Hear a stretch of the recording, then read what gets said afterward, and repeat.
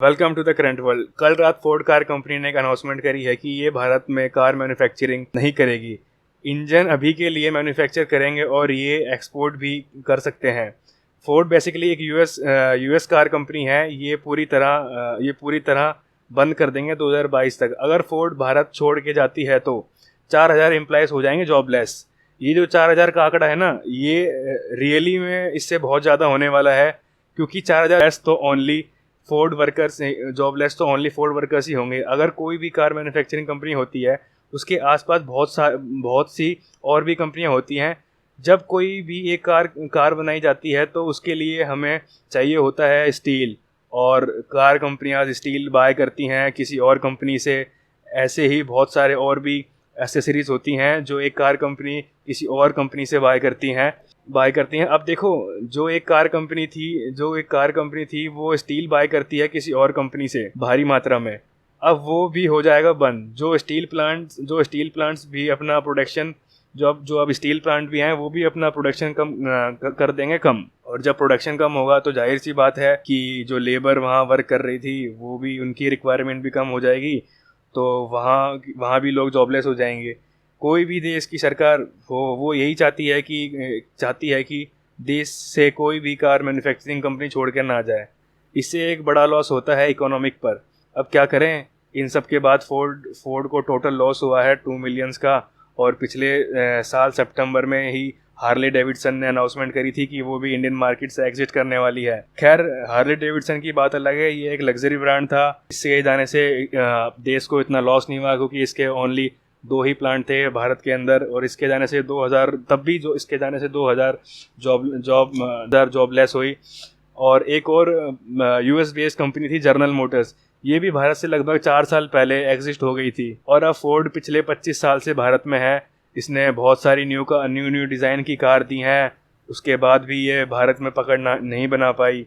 अब मैं आपको बताता हूँ इसका रीज़न क्या है कि एक कार कंपनी अपनी इतनी बड़ी इकोनॉमिक पे अपना पकड़ नहीं बना पाती हैं। फोर्ड कार कंपनी की एक सप्लाई चेन है। इनकी सप्लाई चेन इतनी बड़ी है कि ये इनका प्लांट बहुत सारी अदर कंट्रीज़ में, बाकी कंट्रीज़ में भी हैं, like Vietnam, England, Europe, Saudi Arabia and Japan. इनके जो भी कार पार्ट्स हैं, ये बाहर की कंट्री से इंपोर्ट किए जाते हैं। जाहिर सी बात है, जब इंपोर्ट करेंगे तो इंपोर्ट ड्यूटी भी इन पर लगाई जाती हैं। और ये कार कंपनी इंपोर्ट ड्यूटी को रिकवर करने के लिए कार का प्राइस बढ़ा देती हैं। इसी वजह से जो कार का प्राइस है वो हाई हो जाता है, और जो मिडिल क्लास फैमिली है वो इस कार को बाय नहीं कर पाती, और जो इनकी टोटल सेल्स होती है कार्स की, वो नहीं हो पाती। अब मैं आपको कुछ डाटा दिखाता हूँ, उससे बाद आपको सब कुछ क्लियर हो जाएगा। देखो, मार्केट शेयर लिस्ट में पहले नंबर पे आती है मारुति सुजुकी। अगर भारत में 10 कार बिकती हैं तो उसमें से 5 होती हैं मारुति सुजुकी की। मारुति सुजुकी के सारे पार्ट्स भारत में ही मैन्युफैक्चर होते हैं, इसलिए ये एक लो कॉस्ट कार कंपनी है, जो मिडिल क्लास आसानी से आसानी से इसको बाय कर सकते हैं। फिर सेकंड नंबर पे आती है हुंडई मोटर्स। इसका आप टोटल परसेंटेज देखो तो ये 16.72% के साथ है। वैसे ही Mahindra and Mahindra, Tata Motors, even ही टाटा मोटर्स के शेयर भी बहुत कम है। पर अगर आप फोर्ड को देखो तो इसके market percentage value rapidly decrease होता जा रहा है। अच्छा, तो ऐसा क्या करें कि कार कंपनीज भारत को छोड़कर ना जाएं? इसके लिए भारत को जो भी इंपोर्ट ड्यूटी हैं ऑटोमोबाइल्स पर, इसे कम करना होगा। आज के टाइम पर भारत ऑटोमोबाइल पर 30% इंपोर्ट ड्यूटी लगाती है। खैर, ये तो सरकार डिसाइड करेगी अब क्या करना है। अब जिनके पास पहले से ही फोर्ड की कार है, उनके लिए फोर्ड ने कहा है कि वो आफ्टर सेल सर्विस अभी जारी रखेगी। फोर्ड ने अपने मैन्युफैक्चरिंग इंक्रीज करने के लिए महिंद्रा से टाई अप की बात भी करी थी, पर वो नहीं हो पाया at the end tie up उनके साथ।